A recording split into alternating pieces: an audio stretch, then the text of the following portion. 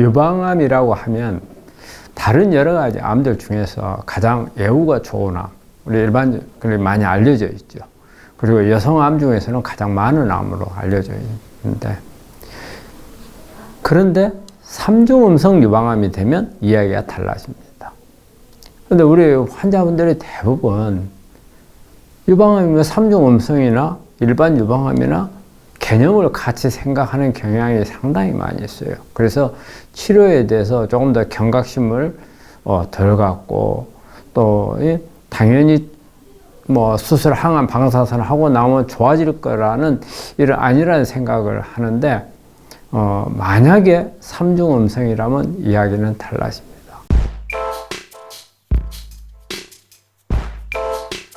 이 3중 음성은 제가 볼 때는 기수하고도 뭐 1기냐, 2기냐, 3기냐, 4기냐 큰 차이가 없다고 봐요. 우리 당연히 3기, 4기가 되면은 애후가 안 좋겠죠. 그렇지만 1기, 2기인 경우에도 경각심을 가져야 된다는 겁니다. 근데 대개 우리 1기, 2기 암을 가진 3중 음성 유방암 환자들이 크게 경각심을 갖지 않는 경우를 참 많이 봐요. 그거는 기수가 1기다, 2기다. 그럼 1기, 2기는 좋은 암이다. 이렇게 생각을 하시는 것 같아요. 근데 그렇지 않다는 거예요. 심지어는 조기암이라고 하더라도 3중 음성은 관심을 조금 더 가지고 치료에 적극적이어야 된다는 거죠. 그래서 3중 음성이라고 하는 것은 일단은 세 가지 수용체가 없다는 뜻이에요. 여성 호르몬, 에스트로겐하고 프로제스테론, 그리고 헐투, 상피세포 성장인자인 헐투, 이 세 가지가 음성이거든요. 그래서 일반적으로 알려져 있기는 치료제가 없다. 즉, 표적 치료제가 없다. 그 말이거든요. 그래서 일단 3중 음성 유방암은 우리가 일반적으로 하는 세포독성 항암제나 방사선, 수술 외에는 치료제가 없기 때문에 어려운 암이다 하고 이렇게 알려져 있는데 실제 그렇지는 않습니다. 요즘에 와서는 3중 음성 유방암에도 뭐 파르프 이니비터라 해서 림파자나 올라파립 같은 이런 약제들이 있어요. 그리고 면역 항암제도 쓰기도 합니다. 그래서 약이 없기 때문에 안 좋은 암이라는 뜻이 절대 아닙니다. 우리 환자들 그렇게 생각하는 경우가 많거든요. 근데 3중 음성 유방암은 일반 유방암하고 출발선상이 다르다는 거죠. 일반 유방암은 우리가 아주 그 악성인 줄기세포암에서 시작을 하질 않아요. 이게 나중에 재발하거나 전이가 됐을 때는 줄기세포가 발생을 해서 성질이 안 좋은 암으로 가지만 3중 음성 유방암은 처음 시작할 때부터 줄기세포에서 시작을 하고 육종에 가까워요. 우리가 일반적인 유방암은 상피세포에서 시작을 해요. 근데 3중 음성 유방암은 근상피세포라는 오히려 육종에 가까운 그런 특성을 가지고 있어요. 그래서 우리가 육종이라고 하면은 대부분 다 우리가 줄기세포암 이렇게 보거든요. 그래서 3중 음성 유방암은 이런 수용체가 없어서 치료제가 없어서 안 좋다 하는 의미가 아니고 출발선상이 줄기세포암이라는 그런 의미가 되는 겁니다. 그래서 3중 음성 유방암인 분들은 일단은 그 조직검사상에 나오는 유전자 변이 결과를 꼭 보셔야 돼요. 그래서 KI67이 몇 프로나 되는지, 또 뭐 P53은 어떤지, 그 다음에 이 카드 헤린이라는 여러 유전자들이 다양한 유전자 데이터가 나옵니다.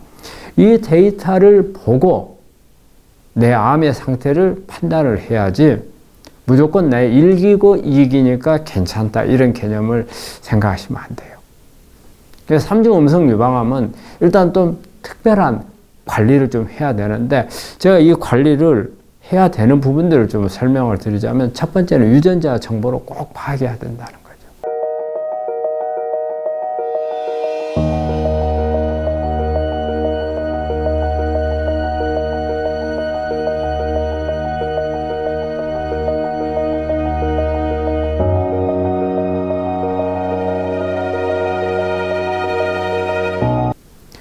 삼중 음성에서 유전자 정보를 파악하지 않으면은 삼중 음성에 대해서는 정확한 치료에 접근하기 어렵습니다. 그래서 유전자 파악을 해서 이 삼중 음성이 어느 정도에 해당하는 암인가를, 삼중 음성도 너무 다양해요. 이것을 구분을 한 다음에 어떤 적극성의 정도가 정해져야 된다는 것을 말씀을 드리고요. 그 다음에 삼중 음성 유방암에서는 제가 볼 때는 이 줄기세포 암 쪽이기 때문에 산성화시키는 것을 막아야 돼요. 우리가 산성화를 하면은 뭐 치료해서 우리 환자분들이 뭐 항암이나 수술, 방사선 이런 건 크게 생각하는데 내 몸을 산성화한다. 이거는 되게 소홀히 하는 경향이 많거든요. 근데 절대 아니라는 거죠. 특히 삼중 음성 유방암에서는 산성화를 예방을 해야 된다는 거고. 그리고 장 관리를 잘해야 된다는 거죠. 장이 면역에서 가장 차지하는 비중이 엄청 중요해요. 그럼 장이 안 좋은 분들은 장이 안 좋으면서 삼중 음성인 경우에는 일단 치료가 잘 안 된다 이렇게 생각을 하셔야 됩니다. 그리고 식사 관리도, 특히 줄기세포암들은 이 당 대사가 아주 활발해요. 특히 mTOR라는 이런 유전자를 통해서 당분을 세포 안으로 빨아들이는 게 엄청나게 빠르고 양이 많아요. 그렇기 때문에 이런 탄수화물을 조절을 다른 암에 비해서 좀 더 철저히 해야 된다는 거거든요. 그 다음에 삼중음성 유방암인 분들이 제 경험에 의하면은 면역이 대부분 다 다른 암에 비해서도 더 떨어지고 같은 유방암에서는 당연히 더 떨어지는 경우가 많아요. 그래서 면역 조절을 잘해야 되고, 그 다음에 제가 아까 이야기한 어떤 유전자 분석에서 우리가 삼중 음성은 표적 치료제가 없어요. 그렇다면 어떤 치료가 중요하느냐? 이 다른 변이된 유전자들이 있어요. 이 유전자들에 대한 이것을 억제할 수 있는 파이토케미칼들이 많이 있다는 거예요.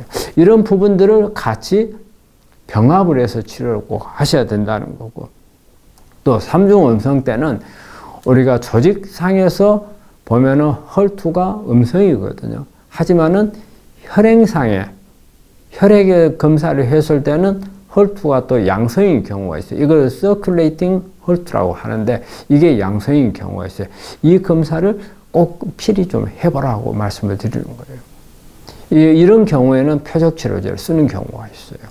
조직에서는 음성이지만 혈액에서는 양성일 수 있다는 거예요. 이럴 때는 뭐 퍼제타라는 이런 약을 쓸 수가 있기 때문에 한번 circulating 헐투에 대한 혈액 검사를 꼭 받아보시라는 것을 말씀을 드리고, 이런 부분들을 같이 병합을 해서 다른 암도 마찬가지로 이런 부분들을 해야 되겠지만 삼중 음성에서는 특히 이런 부분들에 철저히 관리를 하고, 그 다음에 현대의학적인 치료, 그 다음에 통합의학적인 치료, 그 다음에 또 내 생활 습관이라든지 스트레스 관리라든지 이런 부분들이 같이 됐을 때 치료가 제대로 된다고 봅니다. 만약 이렇게 하신다면 아무리 삼중 음성이라 하더라도 크게 너무 낙담하실 필요는 없고, 그래서 저는 삼중 음성에 대해서 상당히 관심이 많아서 삼중 음성 환자들을 많이 보려고 노력을 하는데, 제가 오프라인 강의도 지금 좀 생각을 하고 있어요. 그래서 5월 26일 날 오프라인 강의를 할 계획을 하고 있어요. 혹시 관심이 있는 분들은 연락 주시면 참석하실 수 있는 안내 문자를 알려드리도록 하겠습니다.